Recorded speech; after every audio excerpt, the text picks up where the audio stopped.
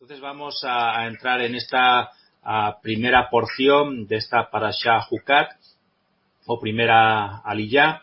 Estamos en Números capítulo 19, ¿vale?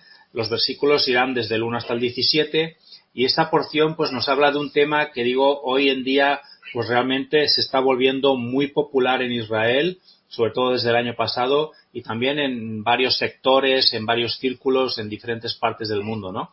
Porque hablamos de la vaca roja y que es un tema que incluso es curioso porque está pasando bastante desapercibido dentro del mundo cristiano en general. Porque claro, como ellos han desconectado toda la parte de la Torá con todo lo que es las enseñanzas o doctrinas cristianas, pues no le prestan mucha atención a este tema, ¿no? El mundo cristiano está más centrado quizá ahora mismo pues en el tema del rapto, de la tribulación, bueno, todos esos temas, ¿no? Incluso yo en alguna ocasión he llegado a hablar con algún creyente cristiano nominal, digamos, que no entiende mucho del tema de raíces hebreas, le he comentado acerca del tema de la vaca roja y dice, sí, y eso es verdad, y esto va aquí, para allá, y no lo tienen, ¿no? Al día. Vamos con el versículo 2 del capítulo 19, empezaremos por ahí, ¿vale? Dice, este es el estatuto, que ahí viene el Jucat, ¿vale? La palabra que determina esta parashá. Este es el estatuto de la Torá que el Señor ha ordenado diciendo, di a los hijos de Israel que te traigan una novilla roja. Otra versión dice una vaca alazana. Hablamos de vaca roja, digamos generalizando, o de novilla roja, pero realmente el color, si tú has visto alguna foto por internet, verás que es un color casi más parecido al color de la canela, digamos, ¿no? Es un marrón rojizo, ¿no? Es un color, por eso llega a rojo, pero es más bien ese color. Entonces dice, le está pidiendo al Señor que a los hijos de Israel traigan esa vaca alazana sin defecto. Tiene que ser una vaca que no tenga defecto, una novilla que no tenga manchas y sobre la cual nunca se haya puesto yugo.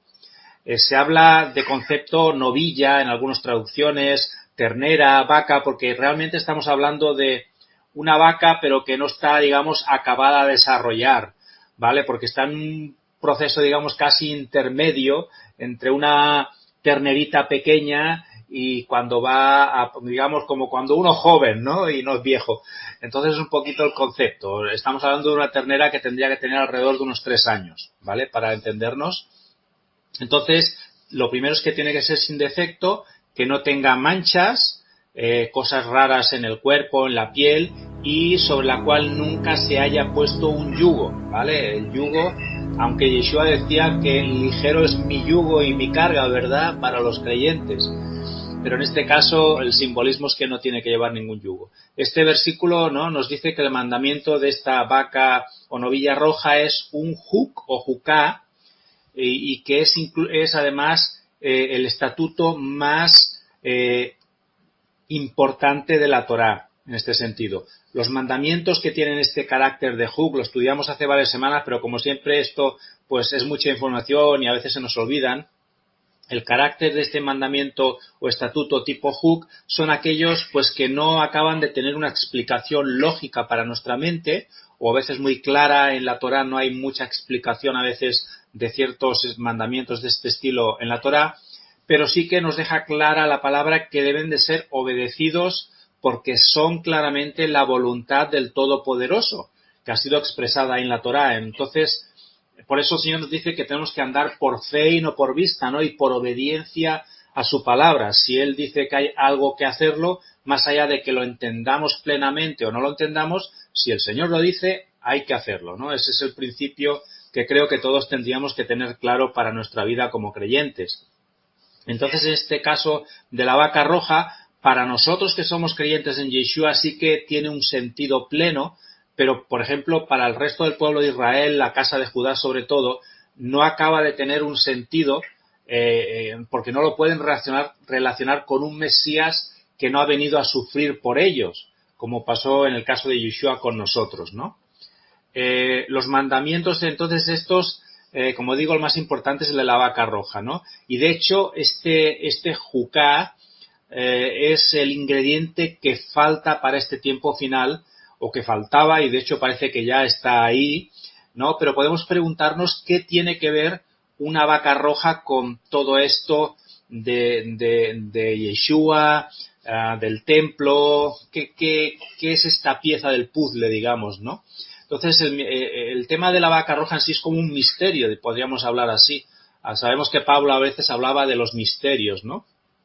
Grande es este misterio, decía el Pablo en un momento. Entonces, la vaca roja lo podemos considerar un poco como un misterio, ¿no? Por eso es un jucat, que a veces no lo podemos entender del todo quizá, pero lo tenemos que poner en práctica. Y esto está por encima, como digo, de la comprensión humana a veces. Pero sí que queda claro cuando tú vas leyendo las Escrituras que es un anuncio mesiánico muy importante que los creyentes deben de entender en estos tiempos finales que nos toca vivir, porque es que muy probablemente la mayoría lo vamos a ver incluso con nuestros ojos, ¿verdad? Quizá para algunos sea difícil comprender que una vaca pues pueda ser tan importante para el desarrollo de estos tiempos finales que estamos ahí a la puerta, lo tenemos todo, ¿no? Conforme a la profecía bíblica que vamos estudiando.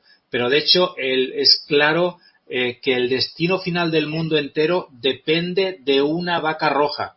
O sea, esto puede sonar a muy fuerte, pero es que es así como lo instituyó el Señor y por eso es un jucat. Es un mandamiento que tu cabeza quizá no lo acabe de entender, pero el Señor lo determinó así. Y si el Señor dice una cosa, ¿quién somos nosotros para llevar en la contraria, verdad?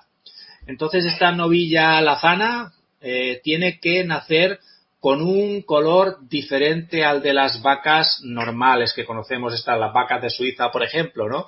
Blancas y negras son las más normales, pero sí que hay una raza de vacas que tiene ese tono rojizo, canela, que está por muchas partes del mundo.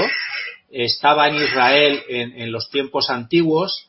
En los tiempos modernos parece ser que este tipo de raza de vacas se perdió por todo lo que ha pasado históricamente con el pueblo judío en los últimos 2000 años, ¿no? Que tuvieron que marchar de Israel y este tipo de vaca desapareció. Pero esta vaca sí que es cierto que está en diferentes lugares del mundo. En Estados Unidos, por ejemplo, hay muchísimas de este tipo de vacas. Entonces, sí que es cierto que de este tipo de raza hay una vaca que ha sido escogida por el Eterno, la cual no puede tener ni un solo cabello ni dos pelos que no sean rojos si va a cumplir con el cometido el cual se le ha dado ese mandamiento, ¿no? Que tenía que obedecer Israel y se le dio la orden a Moisés, ¿no? Entonces, ahí es donde está el milagro realmente, porque como digo, hay un tipo de raza que es de este estilo de vacas rojizas, pero si tú las vas buscando ves que todas siempre tienen alguna mancha de otro color más oscuro, de los pelos, tienen defectos, en fin, ninguna da la talla. El milagro está que cuando hay una necesidad histórica en el pueblo de Israel, siempre el Eterno ha hecho que nazca una vaca roja perfecta. Ha sido el Eterno el que ha provisto que un animal de este tipo sea detectado por alguien que está vinculado con el círculo del templo, digamos, el círculo sacerdotal, y siempre el Eterno ha hecho que a lo largo de la historia del pueblo de Israel, empezando desde que se da esa orden cuando Israel aún está en el desierto, aún a punto de entrar en la tierra prometida, y nace una vaca roja que va a cumplir ese cometido de purificación, ¿no? Entonces, hay unas condiciones para que esta vaca roja sea aceptada para ese sacrificio que se tenía que hacer con ella, con ese ritual de purificación más, porque no es tanto un sacrificio del animal en sí, como se hacían de otros animales en el altar, en el tabernáculo, sino que además se hacía fuera del tabernáculo y del templo y se hacía en una forma ritual, ¿vale? Entonces, lo primero es que tenía que ser esa novilla con ese color, adón, roja, ¿no? O rojizo, canela. Tiene que ser perfecta, que no tenga ningún tipo de mancha ni de defecto. En hebreo es tamim. Otra condición es que no tiene que tener ningún tipo de falta, que le falte un trocito de oreja o la cola no la tiene bien hecha. Cualquier tipo de defecto de esto también contaba, ¿no? Además, nunca había tenido que llevar un yugo sobre su cuello. O sea, que nunca había servido para labores del campo mayormente, ¿no? De de llevarlas a arar al campo o arrastrar algún tipo de peso o algo. Y la quinta condición es que debería de estar preparada para morir allí fuera del campamento, en el lugar designado para hacer ese ritual de purificación, ¿no? Y además no nos lo dice el versículo concretamente, yo he estado mirando por ahí, no he encontrado este detalle, pero sí que el pueblo judío, los rabinos judíos, los sabios judíos, pues dicen que históricamente tenía que tener esta vaquilla al menos 3 años de edad y no podría sacrificarse ni hacerse ese ritual si fuera una vaquilla con 2 años, ¿no? Por ejemplo, además, en el tiempo del Segundo Templo, la novilla también se sabe históricamente que era comprada con los fondos que se recogían en aquella recolecta anual que se hacía de aquel famoso medio shekel.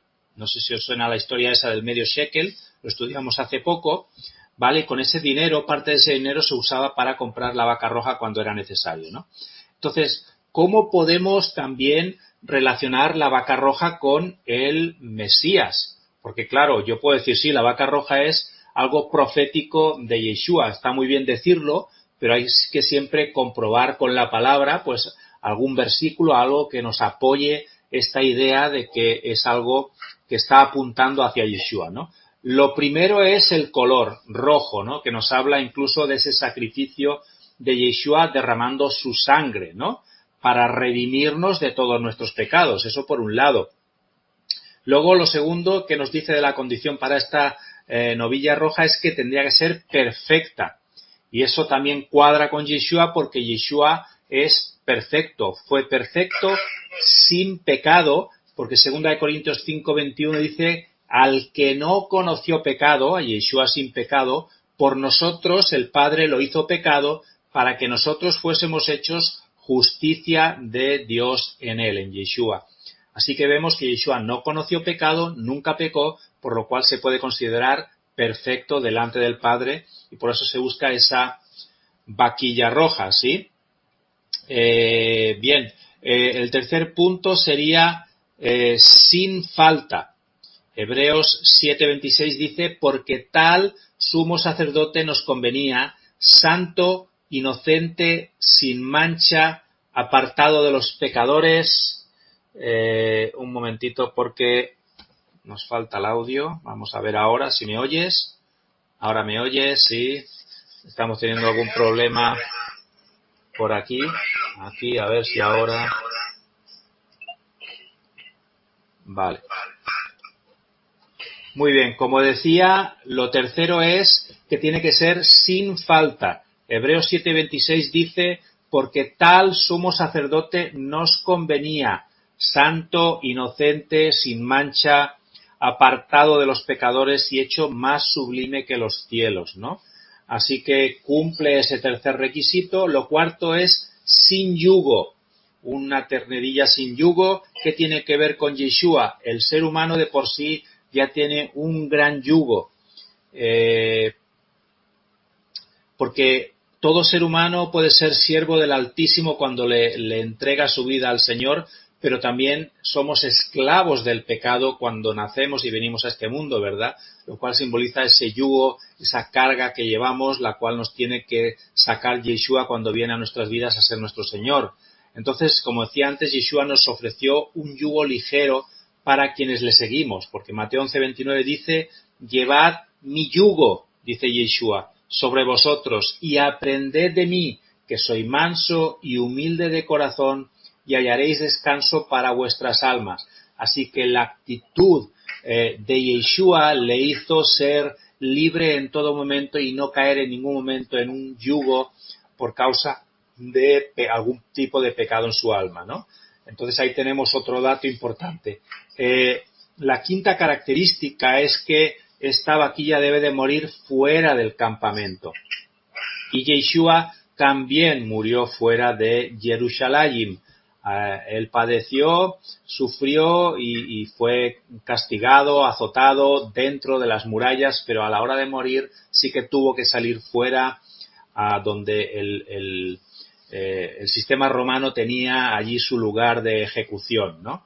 Hebreos 13, versículos 11 al 13 dice: porque los cuerpos de aquellos animales cuya sangre a causa del pecado es introducida en el santuario por el sumo sacerdote son quemados fuera del campamento.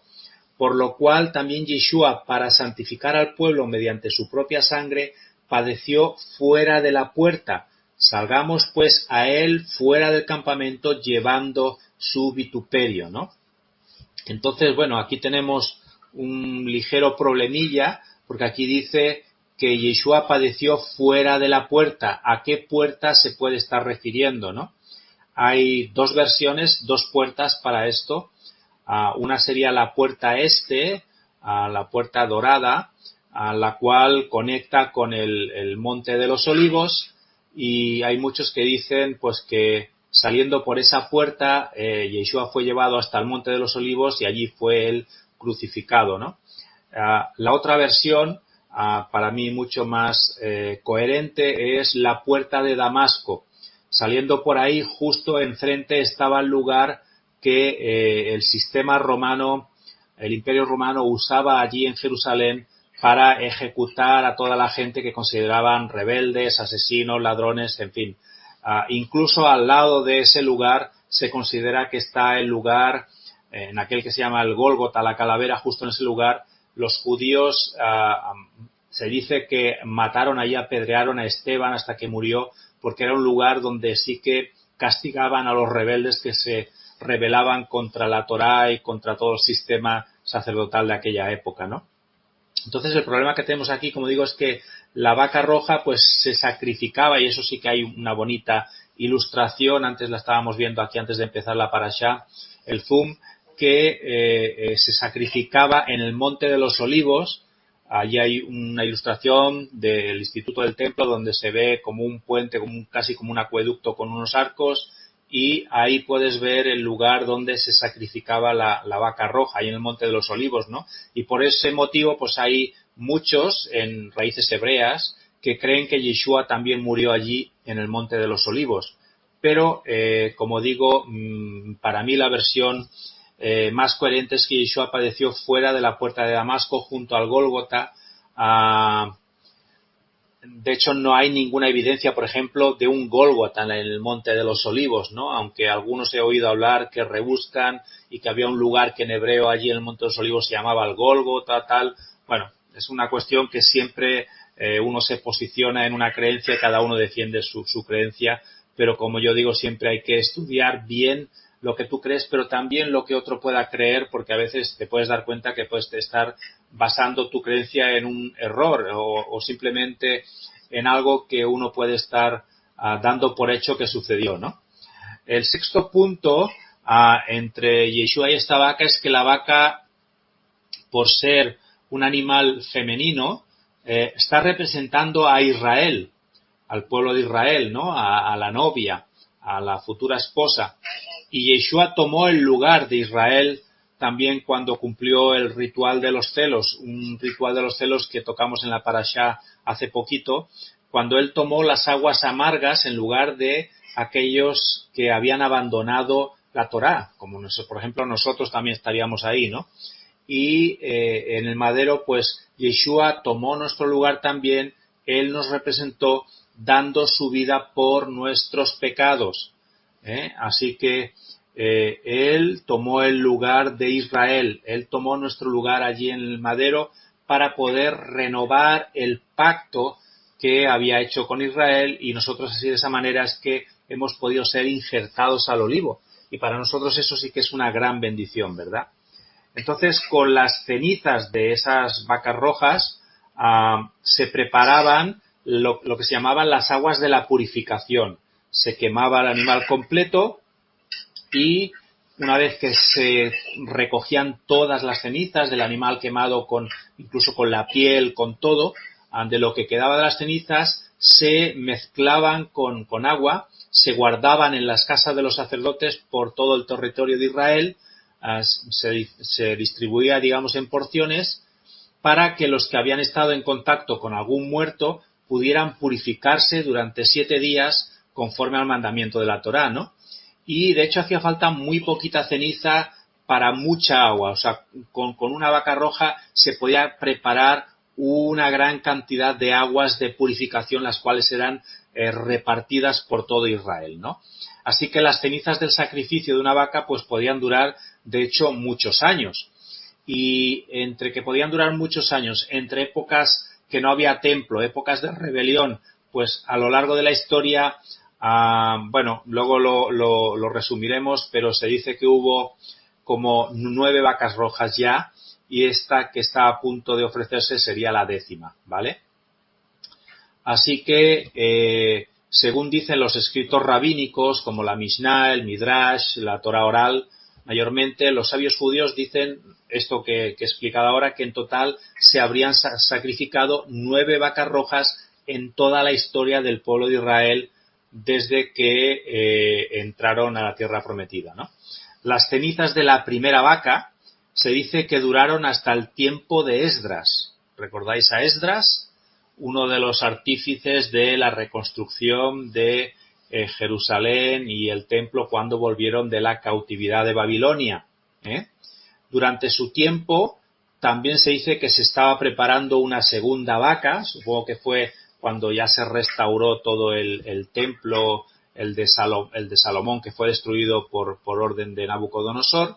Luego viene el tiempo de un tal Simón el Sádic, el justo, que fueron quemadas 2 vacas más, con lo cual ya tendríamos 4, y otras 2 más fueron preparadas en el tiempo del sumo sacerdote Johanán.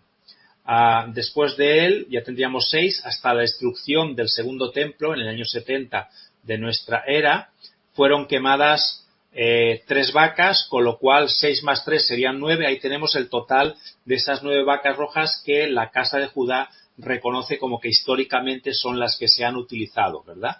Entonces es muy posible, ¿no?, que la 10ª para Adumá, o novilla alazana o ternera o vaca roja, sea en relación con la venida del Mesías, porque es lo que la casa de Judá mayormente está buscando, porque como no reconoce a nuestro Mesías Yeshua como su Mesías, pues ellos tienen que buscar a su Mesías, y están ahí llevan ya pues más de 20 años peleando con todo este tema, están haciendo todo lo posible buscando para que la ternera roja aparezca y puedan ya ir a construir ese tercer templo que ellos quieren construir, ¿no? El problema es que los judíos esperan a un Mesías y eso pues los llevará a construir ese tercer templo, y no verán sino hasta el final del todo que en realidad es Yeshua su verdadero Mesías. Y la profecía nos habla, ¿no?, de que al final del todo ellos van a tener que reconocer, después de mucho sufrimiento, pues que Yeshua es el Mesías de las 12 casas de Israel, incluyendo la casa de Judá, ¿verdad? Hay un señor, un granjero cristiano de Estados Unidos, que ha sido un poco el artífice de toda esta historia de que estemos ahí muchos pendientes de lo que va a pasar en los próximos tiempos con el tema de la vaca roja, porque él es un granjero cristiano que ha proporcionado las 5 novillas rojas candidatas al Instituto del Templo. Él se llama Byron Stinson, este señor, y el Instituto del Templo, si alguna vez puedes ir a Jerusalén, tienen un lugar allí muy cerquita del Kotel, del Muro de los Lamentos, donde tienen allí todo un museo que tienen, ves ahí todo lo que tienen preparado ya para este tercer templo, ¿no? Y bueno, él da un mensaje muy interesante, y ahora os lo voy a leer porque es muy interesante el mensaje. De hecho, hay una entrevista que le hacen a este señor, a Byron Stinson, en una cadena cristiana, la CBN, Christian Broadcasting Networks. La sección de noticias habla en esta noticia que se hizo ahora en este año, en marzo, el 17 de marzo de 2023, de esta señal de anticipación profética, ¿no? Las novillas rojas para la ceremonia del tercer templo, que pronto alcanzarán la mayoría de edad. Dice que, bueno, en septiembre del año pasado, el día 15 de septiembre, si no recuerdo mal, llegaron a Israel, a Tel Aviv, 5 vacas novillas rojas llegaron a Israel por medio de un avión, en medio de una gran expectación, porque los judíos ortodoxos y algunos gentiles creen que las vacas novillas rojas son un elemento clave para la construcción del tercer templo judío. Entonces, las vaquillas, de hecho ya fue un milagro que llegaran a Israel porque fue en medio de la pandemia y no se podía en principio hacer volar 5 vacas rojas por todas las normativas y las leyes que hay en Estados Unidos. No podrían llevarlo, pero hubo un acuerdo y al final se consiguió que estas 5 vaquillas pudieran viajar a Israel y pudieran estar ahí disponibles para el Instituto del Templo, ¿no? Pero es que otro milagro que se dio, podríamos decir milagro entre comillas, es que cuando una ternera nace dentro del sistema del gobierno de Estados Unidos, pues tienen la obligación los granjeros de marcar las las vacas, con un sello de estos que se hacen de fuego, ¿verdad? Caliente, que las sellan y las marcan, ¿vale? Y como estaban en medio de la pandemia, pues estas vaquillas 5 nunca recibieron ese sello.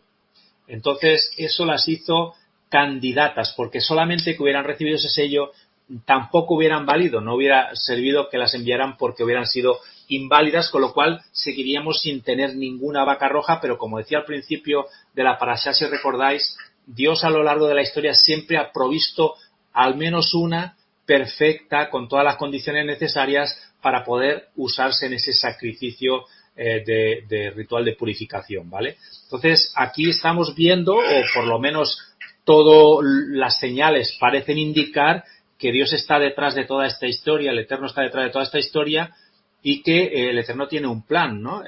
Lo que está escrito al final en Apocalipsis sobre el final de los tiempos, en algún momento se tiene que llevar a cabo y por todas las señales que estamos viendo, lo que hemos estado estudiando en los últimos tiempos, vemos que estamos cerquita de acercarnos a los 6.000 años de la historia del ser humano y bueno, estamos ahí expectantes, ¿no?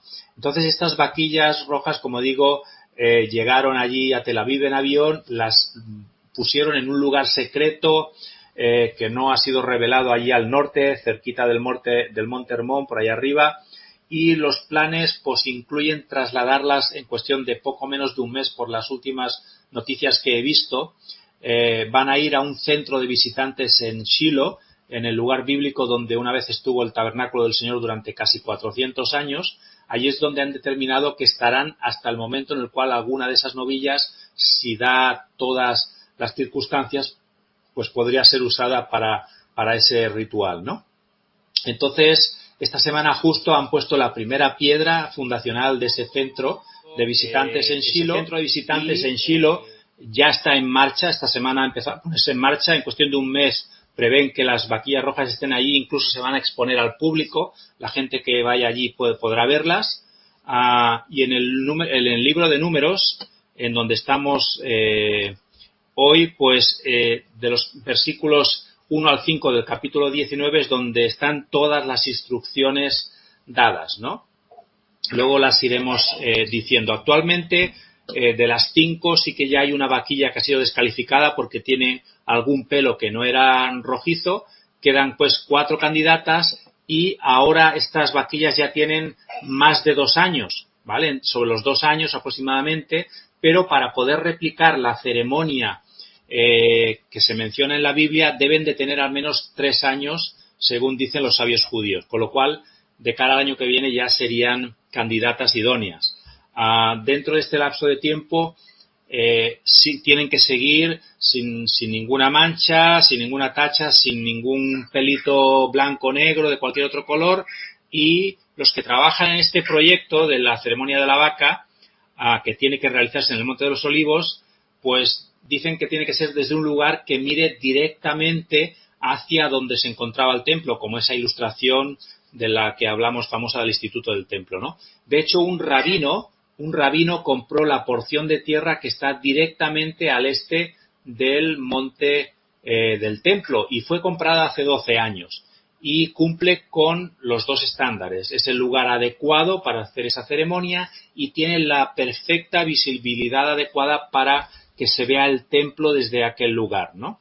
O por lo menos la explanada del templo, porque va a ser una ceremonia de purificación de toda la zona. Recordemos que aquello está de purificado nada. O sea, tenemos el Domo de la Roca, ¿verdad? Tenemos las mezquitas por allí, tenemos el cementerio árabe.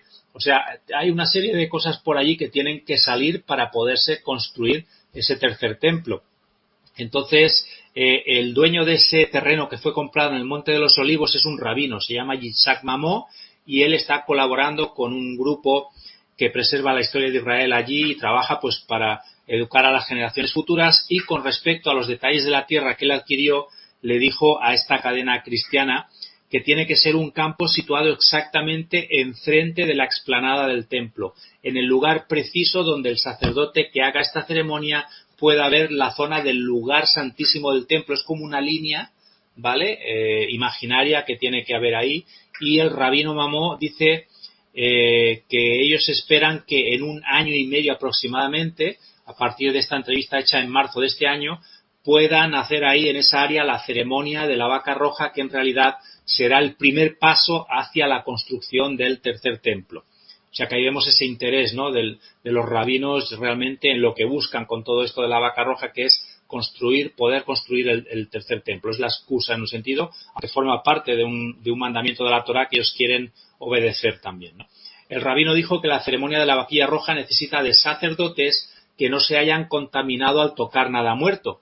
Y, de hecho, el instituto del templo, que os mencionaba, que está en Jerusalén, en realidad ya dispone de 9 sacerdotes que actualmente están ritualmente puros, es decir, que podrían ellos hacer toda la ceremonia de esta vaca roja, incluso luego entrar a servir al tercer templo cuando estuviera edificado, ¿no? Dice este rabino Mamó que estos 9 sacerdotes no nacieron en un hospital, nacieron en sus casas, al estilo tradicional, digamos, para no contaminarse, porque ellos son sacerdotes para el Elohim verdadero. Así que, de todos modos, ellos pues no irán nunca tampoco a ningún cementerio. Sus padres son los encargados de velar por sus vidas, por su crianza, de mantenerlos en una situación cotidiana en la que no llegarán nunca a ningún cementerio, tampoco irán a ningún otro lugar problemático, ¿no? Ni a ningún velatorio, ni a nada por en ese caso, ¿no? El rabino Mamó también agregó que estos sacerdotes son mantenidos puros estrictamente según la ley judía y están esperando por su momento de servicio al templo, están siendo educados, están siendo preparados para que cuando llegue el momento sepan perfectamente lo que ellos tienen que hacer y cómo tienen que servir al Señor allí en toda esta ceremonia de la vaca roja y también con el templo, ¿no? Entonces, este rabino dice, bueno, tenemos los sacerdotes, tenemos la vaca roja, tenemos ya la tierra comprada donde hay que hacer el sacrificio de la vaca roja, así que lo tenemos todo listo, solo tenemos que esperar otro año, año y medio aproximadamente y podremos ir directamente a celebrar esta ceremonia, ¿no? Y entonces, bueno, ahí ya entra en la conversación, en la entrevista, otra vez el granjero cristiano, el que les proveyó estas 5 terneras, Byron Stinson, y él dice que creen, cuando él habla con los judíos, con los rabinos que están encargados de todo este asunto, que es muy probable que la ceremonia de la vaca roja se lleve a cabo en un lugar específico, allí donde ese terreno fue comprado por aquel rabino, en el Monte de los Olivos, durante la fiesta de Pesaj del año 2024.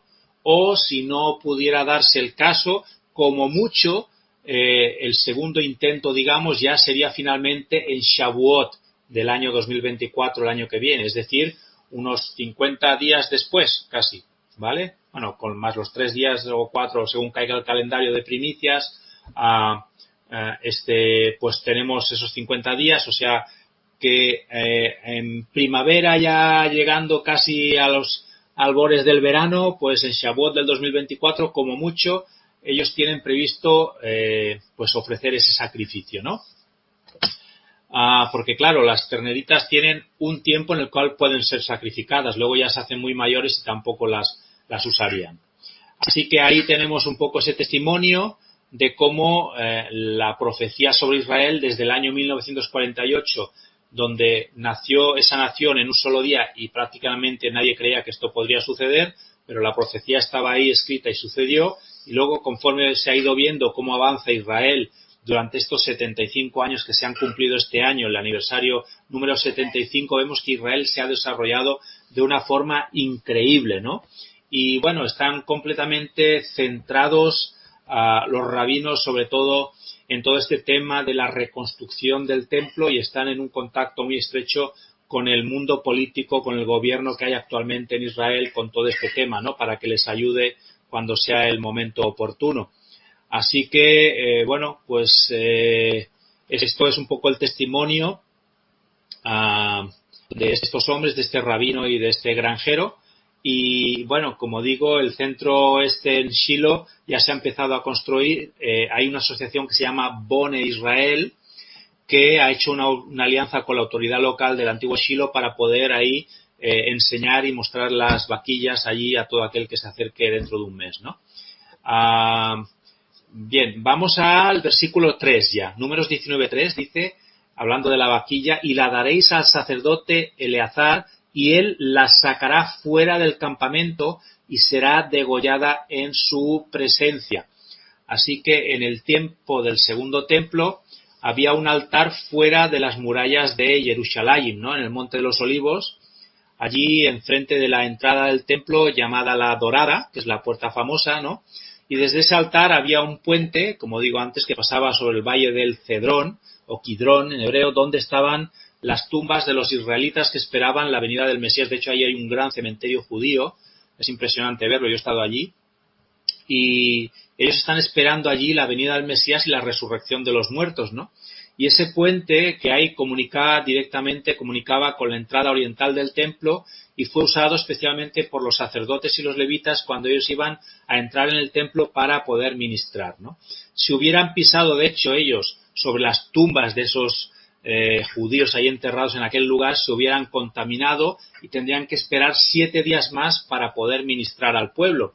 Entonces ese puente que había construido, que es esa ilustración famosa, evitaba ese contacto de los sacerdotes y de los levitas con la muerte, ¿no? Y así los sacerdotes y los levitas pues podían pasar, como digo, directamente desde ese altar donde se había quemado la vaca roja hasta el templo, y ese altar pues estaba en una línea directa imaginaria que comunicaba, digamos, directamente hasta llegar al lugar santísimo, hasta el lugar donde está el arca del pacto en el lugar santísimo, pasando por el lugar santo donde está el altar de oro y pasando por el atrio donde está el altar de bronce y la puerta dorada de la muralla. O sea, es como una línea recta imaginaria, que es lo que ahora pues estos rabinos están buscando volver a repetir, digamos, esa historia 2000 años después, cuando en el año que viene, en Pesaj o en Shavuot, quieren hacer ese sacrificio ritual, ¿no?, de la vaca.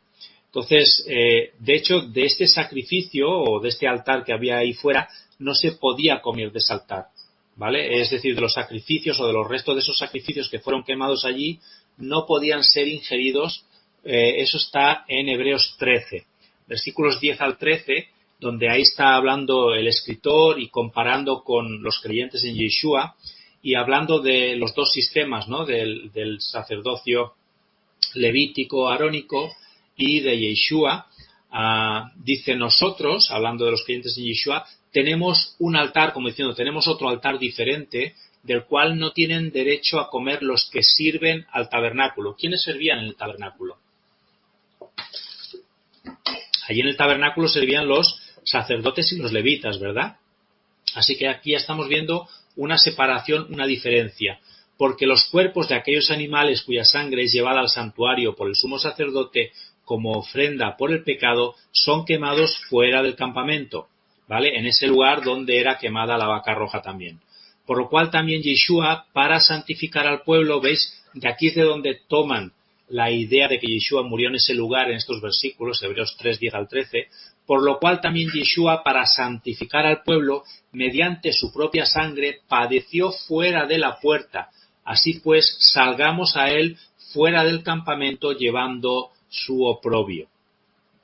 Así que nos está invitando el escritor de Hebreos, que muy seguramente fue el apóstol Pablo, a que nos identifiquemos con ese sacrificio de Yeshua, igual que Israel se tenía que identificar con el sacrificio de la vaca roja para poder ser purificados de sus pecados, especialmente de la contaminación por muerto. Y se habla aquí de nosotros, ¿no? Al principio de este versículo, en referencia a los israelitas de las 12 casas. Nosotros, los hebreos o israelitas, tenemos un altar del cual no tienen derecho a comer los que sirven en el templo. ¿Por qué? Porque cuando haya un tercer templo, estamos en las mismas. Seguirán sin reconocer al Mesías Yeshua, con lo cual ellos estarán en un sistema paralelo de servicio en el tercer templo, ¿verdad? Ofreciendo unos sacrificios que no tienen esa comparativa a nuestro Yeshua, ¿no? Así que aquí hay una clara referencia a ese altar que todavía estaba en el Monte de los Olivos cuando la carta de Hebreos fue escrita. Además, entendamos eso, que esa carta estaba escrita y los que recibieron esa carta en su mente sabían que aún existía ese altar de la vaca roja hasta que en el año 70 entraron los romanos con el general Tito y destrozaron todo. Evidentemente destrozaron el altar, destrozaron aquel puente tan hermoso que había, lo destrozaron todo, ¿sí? Muy bien, entonces, como digo, está esa creencia, ¿no?, de por qué Yeshua murió en el Monte de los Olivos, ¿no?, en esa línea que llegó desde el lugar santísimo, pasando por los 3 altares y subiendo hasta el Monte de los Olivos, ¿no? Y por eso muchos dicen, Raíces Hebreas, que en algún lugar del Monte de los Olivos tenía que haber muerto Yeshua para poder cumplir la imagen que proyectaba la sombra profética de la vaquilla roja, ¿no?, en ese culto del templo. Vamos al versículo 4 de Números 19. Dice: entonces el sacerdote Eleazar tomará con su dedo de la sangre de la vaca alazana y rociará un poco de sangre hacia el frente de la tienda de reunión, el tabernáculo. ¿Cuántas veces? 7 veces. ¿Os suena eso? Esa historia de que tome el sacerdote con el dedo de la sangre y rocíe un poco por 7 ocasiones. Esto nos habla de Yom Kippur. ¿Os acordáis? Cuando es la única ocasión en todo el año en que el sumo sacerdote podía entrar al lugar santísimo, tomar sangre de un becerro que se había sacrificado fuera previamente, y ahí entraba y también rociaba 7 veces de esa sangre, que nos estaba hablando de esos 7 derramamientos de sangre de Yeshua en el proceso de su crucifixión, del cual hemos hecho unos estudios que también están disponibles en el canal mío de YouTube, ¿vale? Tenemos todo un estudio hecho sobre los 7 derramamientos de sangre. Es muy interesante, es profundo y no se ha enseñado mucho ni dentro del mundo cristiano ni dentro del mundo de Raíces Hebreas, ¿no? Y creo que es interesante poder profundizar un poquito más en ese tema, por eso están ahí esos estudios disponibles para el que lo quiera. Entonces el sacerdote encargado, viendo este versículo, de sacrificar la vaca roja, recoge algo de la sangre con su mano izquierda y sumerge su índice derecho dentro de ella y salpica en la dirección de la entrada del templo, desde aquel lugar donde se ha sacrificado la vaca, en dirección hacia la entrada del templo, que se puede ver desde aquel lugar del Monte de los Olivos, se podía ver, ¿no? Y esto pues nos muestra que el lugar donde fue quemada la vaca roja tenía que estar situado justo enfrente de la entrada del templo para poder hacer ese acto profético de rociar esa sangre, ¿no?, en línea recta. El mismo lugar, como digo, donde se planea sacrificar esa 10ª vaca roja. Vamos al versículo 5, dice: luego la novilla será quemada en su presencia, en presencia del sacerdote. Todo se quemará, toda la vaquilla entera, ¿no?, su cuero, su carne, su sangre y hasta su estiércol. Toda la vaca es quemada. Lo cual, ¿qué nos está hablando esto? Con esa comparativa que estamos haciendo esta noche de Yeshua, pues nos habla de la entrega total del Mesías Yeshua, el cual se vació por completo en el sacrificio que él hizo allí en el madero, porque recordáis, en el último derramamiento de sangre, cuando el soldado romano le atraviesa el costado con la lanza, dice que sale sangre y al final sale agua, como diciendo que ya no quedaba sangre, ya hasta el agua, todo se vació por completo. Bien, vamos al versículo 6. Y el sacerdote tomará madera de cedro e hisopo y lana carmesí, y los echará en medio del fuego en que arde la novilla. Así que los objetos, madera de cedro, hisopo y lana carmesí, tenían que ser añadidos para producir las cenizas que luego fueron mezcladas con el agua de purificación para que sirvieran para ese ritual de purificación. Mientras que el cedro es uno de los árboles más altos que hay en la naturaleza, el hisopo que se le añadía es una de las plantas más bajitas, ¿sí? De esto se puede suponer que el madero sobre el cual el maestro fue colgado podría ser de madera de cedro, incluso se dice, por este detalle, ¿no?, de lo de la vaca roja. La madera de cedro era una madera bastante abundante en aquella época también por allí. El hisopo, de hecho, se usaba para la purificación, para rociar la sangre y el agua, y se usó en la salida de Egipto para untar, recordáis, los dinteles de las puertas. Se usó también en la purificación de los leprosos en la época de Yeshua, y aquí se usa otra vez para purificar de la contaminación de la muerte en la ceremonia de la vaca. El hisopo, de hecho, tiene que ver con nosotros, los creyentes en Yeshua también, porque a veces lo ponemos solamente en la historia de la Biblia, de la Torá, del pueblo de Israel, pero para un creyente en Yeshua, ¿qué es el hisopo? Es muy importante esto. Está simbolizando nuestra confesión de nuestra creencia en la sangre redentora de Yeshua, ya que nosotros, sin haber visto, hemos creído y hemos confesado a Yeshua como nuestro Señor y Salvador, pero también hemos confesado que su sangre nos limpia de todo pecado, porque está escrito ahí en la Biblia, ¿verdad? Entonces, igual que el pueblo de Israel, aquella noche cuando tenían que salir de Egipto, el padre de familia tomaba con un hisopo y mojaba con sangre y untaba todo el dintel de las puertas, nosotros cuando confesamos con nuestra boca lo que la sangre de Yeshua puede hacer por nuestras vidas, estamos poniendo su sangre sobre nuestras vidas con nuestras oraciones, con nuestra proclamación, con nuestra declaración de fe de que no hemos visto pero hemos creído. Ahí estamos usando el hisopo. Para nosotros sería nuestra confesión, ¿vale? Por eso también, por ejemplo, Pablo decía, retengamos pues nuestra confesión, porque es una forma de usar el hisopo. Bien, ¿qué más? Vale, en Hebreos 9, versículos 19 al 22, hablando de todo esto, de la purificación, del hisopo y todo esto, dice, porque cuando Moisés terminó de promulgar todos los mandamientos a todo el pueblo conforme a la Torá, tomó la sangre de los becerros y de los machos cabríos, con agua, lana, escarlata e hisopo, y roció el libro mismo y a todo el pueblo, diciendo, esta es la sangre del pacto que Dios os ordenó. Y de la misma manera roció con sangre tanto el tabernáculo como todos los utensilios del ministerio. Y según la Torá, casi todo es purificado con sangre, y sin derramamiento de sangre no hay perdón. Por eso Yeshua tuvo que derramar su sangre, para que hubiera perdón de nuestros pecados, ¿sí? Y fíjate que el salmista, el rey David, seguramente el que escribió el Salmo 51:7, dice, purifícame con hisopo y seré limpio, lávame y seré más blanco que la nieve. Así que aquí vemos cómo el rey David tenía un conocimiento de la Torá, ¿verdad? Y por eso él, cuando escribía los salmos, él aplicaba ese conocimiento a sus oraciones escritas, porque estos salmos muchos son oraciones escritas. Así que no cabe duda, ¿no?, de que esa purificación de la plaga de la lepra, por ejemplo, también es la base para la oración del rey David en este salmo. Después de su pecado, por ejemplo, con Betsabé, ¿no?, la mujer de Urías, el rey David pide ser purificado con hisopo para así ser libre de esa lepra del pecado, para ser más blanco que la nieve, ¿no? Que implica esta confesión, pues tener un estado de pureza interior que le agrada al Eterno, ¿no? Que es un estado de pureza superior al que tiene un hombre que está cubierto enteramente por la plaga de la lepra, ¿no?, del Sarat. El Levítico 13:3. ¿Cómo? ¿David quiere preguntar algo? ¿Ha puesto la mano? Sí. Bueno, es que como estoy desarrollando el tema aún no he llegado a todo eso, pero bueno, como nos queda poco tiempo, lo voy a decir igualmente.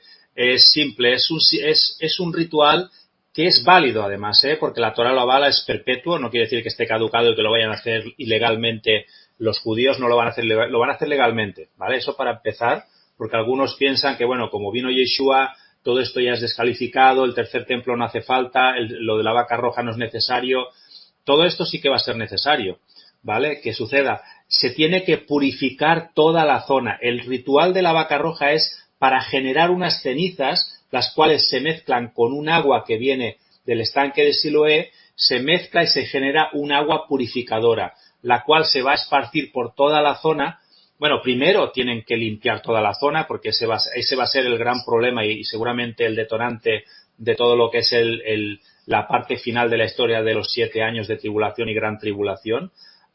Yo no sé cómo va a suceder, nadie lo sabe, pero realmente tiene que salir de ahí el Domo de la Roca, la mezquita que tienen, el cementerio árabe, que eso es incluso peor para los árabes que el propio Domo de la Roca, tocar todos sus muertos, pero todo eso tiene que salir de ahí, porque ahí va el tercer templo. Y cuando todo eso salga de ahí, o sea, el siguiente paso de cuando la vaca roja esté sacrificada, hecha cenizas, mezclada con agua, el agua preparada, el siguiente paso ya es, vamos a limpiar la zona de la explanada del templo, ¿vale? Tiene que suceder sí o sí, como sea, ahí ya no sabemos, pero sucederá. Y en el momento que ya esté todo limpio, antes de poder construir el tercer templo, entonces es cuando se usa esa agua purificadora con las cenizas de la vaca roja para purificar ritualmente toda la zona, pero también purificar a los sacerdotes que van a administrar ahí, las personas que van a estar construyendo el tercer templo, todo el que tenga algo que ver con el tercer templo en cuanto a sacerdocio, construcción, toda esa gente tiene que ser ritualmente pura y tiene que ser purificada solo de una manera, que es por medio de usar sobre ellos el agua purificadora de las cenizas de la vaca roja. ¿Vale, David? ¿Lo entendemos eso? Vale. Esa es la finalidad, ¿vale? Para eso se está... Santificación del lugar. Purificación ritual. ¿Vale? Santificación, sí, purificación ritual. Porque si no es que no se puede levantar el templo. Y además es un estatuto perpetuo, ¿vale? Con lo cual es válido y se puede usar hasta que cielos y tierra pasen y lleguemos al 8º milenio en el cual ya pasará todo. Pero la Torá sigue vigente aún durante el milenio de Yeshua, recordemos, por 7.000, o sea, hasta el final del 7º milenio, ¿vale? Pues como estamos ahí en el 5º milenio, que no hemos entrado ahí al final de los 6.000 años, o sea, al final del 6º milenio, entonces esto perfectamente, ya te digo, que con la Torá en la mano tienen todo el derecho a hacerlo y lo tienen que hacer. Por eso están detrás de esta vaca roja para conseguirlo lo antes posible. ¿Sí?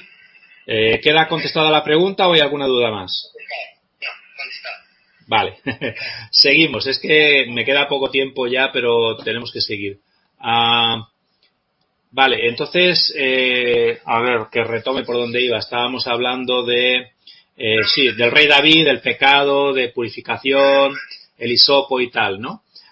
De hecho, lo podemos mirar, por ejemplo, con un leproso, ¿no? En Levítico 13:13 dice, entonces el sacerdote mirará y he aquí si la lepra del leproso ha cubierto todo su cuerpo, declarará limpio al que tenía la afección, se ha vuelto toda blanca, de un leproso que puede ser limpio de lepra. Y luego en Juan 19:29, cuando nos habla de Yeshua en el momento que va a morir, dice, había allí una vasija llena de vinagre, colocaron pues una esponja empapada del vinagre en una rama de hisopo y se la acercaron a la boca, ¿no?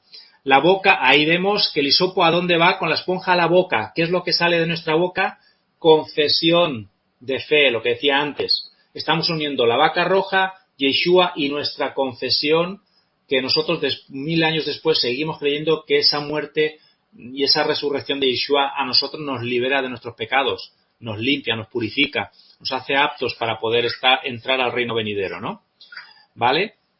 Así que el hisopo fue relacionado o utilizado en relación con la muerte del Mesías Yeshua, y lo podemos conectar con la liberación de la esclavitud en Egipto, cuando fue pintado los dinteles, ¿no? Con la purificación de la lepra, como hemos leído en Levítico 13:13, la purificación de la impureza ritual producida por el contacto con el muerto, que es la orden que se le da a Moisés, que es lo que lleva la parasha de hoy, y la introducción de los hijos de Israel en el pacto renovado del Eterno con Israel por medio de la muerte y la sangre de Yeshua. También se ofrecía o se mezclaba con la vaca que se quemaba lana carmesí, ¿vale? Y esto nos habla de la sangre, el color carmesí, alude claramente a la muerte del Mesías Yeshua. O sea que esos 3 elementos que se iban a incluir con la quema de la vaca roja, pues nos hablan, todos apuntan hacia Yeshua. La lana carmesí simboliza la sangre y el ministerio sacerdotal también, ¿no? La lana viene de la oveja y fue teñida en un color rojo. Y esto nos habla también de la muerte, como digo, del Mesías. El Mesías, de hecho, está representado por el hilo rojo, también que aparece por varias secciones de la Escritura. Por ejemplo, ¿os acordáis de Rahab y los espías de Josué? Como tiene que poner un cordón rojo como una señal también. O sea que vamos uniendo las Escrituras poco a poco, ¿no? No tenemos tiempo para mucho más, pero las Escrituras van ahí uniéndose, ¿no?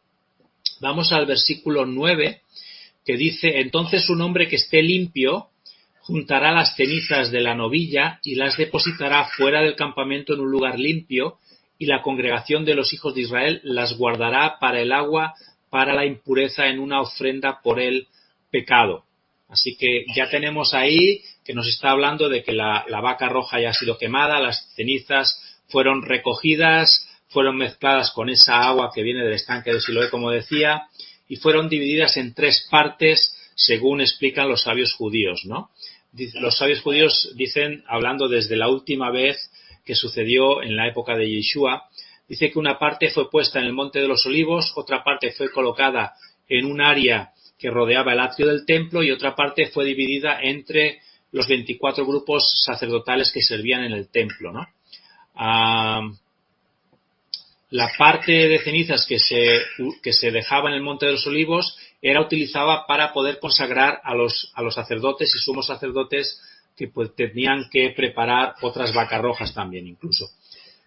Las cenizas que fueron guardadas en el templo, en el atrio del templo, servían para las generaciones futuras que iban a tener que ir a servir al Señor allí, a los levitas, y las cenizas que estaban entre los sacerdotes en la tierra de Israel servían para que pudieran purificarse los hijos de Israel que estaban en otras ciudades, podían usarse en otras ciudades de Israel también, ¿no?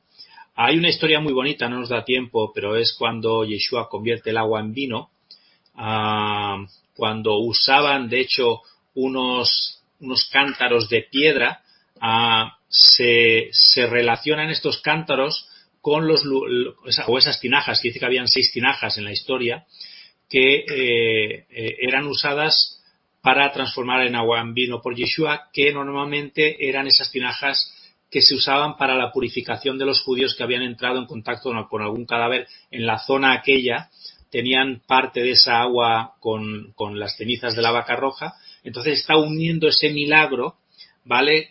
Con esas tinajas. Es algo interesante también y hay una enseñanza ahí muy bonita, muy, muy profunda en ese sentido. Vamos al versículo 16 de Números 19. Dice: de igual manera, todo el que en campo abierto toque a uno que ha sido muerto a espada o que ha muerto de causas naturales o que toque hueso humano o tumba quedará impuro durante 7 días. Así que no solamente era que en algún momento un israelita pudiera tocar un cadáver de alguien que acababa de morir, por ejemplo, ¿no? Que eso producía la impureza ritual, pero también el hecho de tocar una tumba o algún hueso de algún cadáver o algo por el estilo, también producía ese estado de impureza ritual, ¿no? Es esa la razón por la que normalmente lo que hacían era que los sepulcros antiguamente, en la época de Yeshua y por aquella época, se les blanqueaba por alrededor, ¿no? Supongo que con cal mayormente. Los blanqueaban para que nadie que pasara por allí pisara esas tumbas, esos sepulcros, y entonces quedara impuro ritualmente, ¿no? De una forma innecesaria. Entonces, por eso Yeshua en una ocasión, si recordáis, cuando él se mete con todos los fariseos y con todos los religiosos de su época, les llamó sepulcros blanqueados. ¿Os acordáis que le llama así?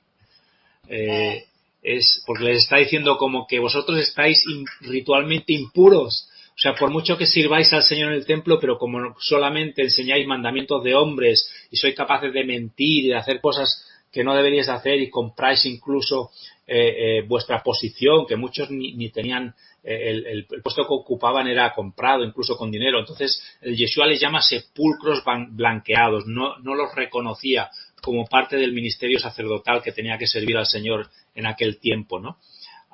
Es interesante entonces que, según lo que nos dice también este versículo, pues la impureza ritual de este estilo, por entrar en contacto con cadáver o con un sepulcro, pues no podría ser eliminada al menos que no pasara una semana de purificación y ser rociado durante 2 ocasiones, en el tercer día y en el 7º día, con esa agua purificadora, ¿no? Es interesante que tiene que ser el tercer día y el 7º día cuando tenían que ser rociados con esa agua. Y luego en el séptimo día además tenían que sumergirse en un mikvé, se tenían que purificar con agua al caer la tarde del séptimo día. El tercer día y el séptimo día, ¿vale?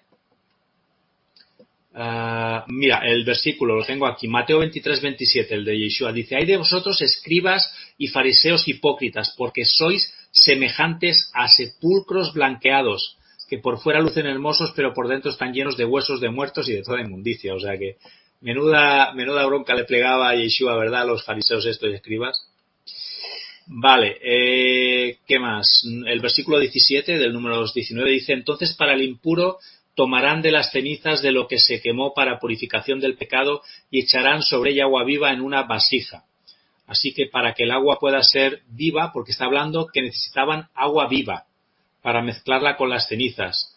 Tendría que venir esa agua, no podía estar estancada, ¿vale? Tenía que venir naturalmente de una fuente natural que corriera el agua, de una fuente subterránea, ¿vale?, de un río o algo así. Si tocaba algún material que pudiera volverse impuro, como metal, madera, barro, ya no era agua viva. Además, tenía que guardarse en tinajas de piedra y no de barro, como era el caso de estas tinajas de piedra que hizo el milagro del vino Yeshua que decía antes, ¿vale? Bueno, como hemos visto, pues hay muchas similitudes, ¿verdad?, entre la vaca roja y Yeshua. Incluso hay similitudes entre la vaca roja y el becerro de oro. ¿Recordáis la historia del becerro de oro también? Al final también estamos hablando de un animal de ese estilo, ¿no?, de esa familia. Al igual que el polvo del becerro de oro que había pasado por fuego fue mezclado con agua y fue dada a los hijos de Israel, ¿verdad? ¿Recordáis aquello? Tenían que beber las aguas amargas y tenían que beber aquellas aguas por haber participado de aquel momento del becerro de oro. Aquí las cenizas de la vaca roja son mezcladas también con agua y luego son aplicadas también sobre los hijos de Israel. El becerro de oro fue hecho con oro que habían aportado los hijos de Israel, y la vaca roja es comprada por ese medio shekel que decía antes, entregado al templo por los israelitas, que se hace una vez al año, ¿vale? Bien, son casi las 10 de la noche, vamos acabando ya. Vamos al versículo 19, que dice: «Entonces el puro rociará sobre el impuro al tercero y al séptimo día. Al séptimo día lo purificará de la impureza, y él lavará su ropa y se bañará en agua y quedará limpio al llegar la tarde», ¿no? Así que un hombre ritualmente limpio es el que podía rociar sobre todos aquellos hombres que aún estaban en pecado, para que fueran purificados y pudieran entrar al servicio al Señor, si era el caso de levitas o sacerdotes, o podían ser purificados para llevar sus ofrendas al Señor en el templo. Se necesitaba de una semana para purificarse del efecto de la muerte, y en el octavo día uno ya estaba limpio. De la misma manera, si hacemos una comparativa, vemos que el mundo pasará por 7.000 años de proceso de purificación, que estamos en ello, y después en el octavo milenio, donde ya habrá cielos nuevos, tierra nueva, todo será finalmente hecho nuevo, purificado. Israel podrá iniciar su eternidad con Yeshua y ya habrá completa justicia, sin rastro alguno de la muerte ni del pecado en el ser humano. Eso ya quedará en la historia, ¿eh? Así que vemos además que es curioso, porque esa instrucción de que el puro tiene que rociar sobre el impuro al tercer y al séptimo día, el tercer día corresponde al tercer milenio desde Adán, ¿no?, que es cuando los hijos de Israel salieron de Egipto y recibieron la Torá que les purifica. O sea que ese tercer día nos está hablando de cuando se entregó la Torá al pueblo de Israel para que iniciara ese proceso de purificación que aún a día de hoy continúa. Y vemos que también era al séptimo día, ¿no?, que es el séptimo milenio, en el cual viene el Mesías Yeshua, y nuestra vaca roja purificadora pues nos acaba ya redimiendo por completo de todo pecado, haciéndonos completamente libres de esa vieja naturaleza, y podremos estar juntamente con él para siempre, ¿eh? Y bueno, un poquito es todo esto la historia de la vaca roja. Vamos hasta aquí llegamos. El Eterno os bendiga grandemente. David, Nori, Manolo, todos los que puedan estar escuchando este vídeo también cuando lo suba a YouTube. Voy a subir este audio para que más gente pueda escuchar esta historia preciosa de la vaca roja. Creo que es un material muy interesante, muy actual, y que es necesario que los creyentes estén al día en cuanto a este tema, ¿no? Porque no podemos estar desfasados, porque en cualquier momento podemos ser sorprendidos por una vaca roja allí en Jerusalén, transmitido por televisión, todo el mundo viéndolo por todo el mundo, y muchos se sorprenderán y dirán, ¿qué es esto, no? Entonces, por eso estamos explicando esta noche esta historia, y queremos que esto, cuanta más gente posible conozca esta historia para estar preparados para este tiempo final. Así que muchas bendiciones para todos, el Eterno os bendiga, y continuamos. Hasta la próxima.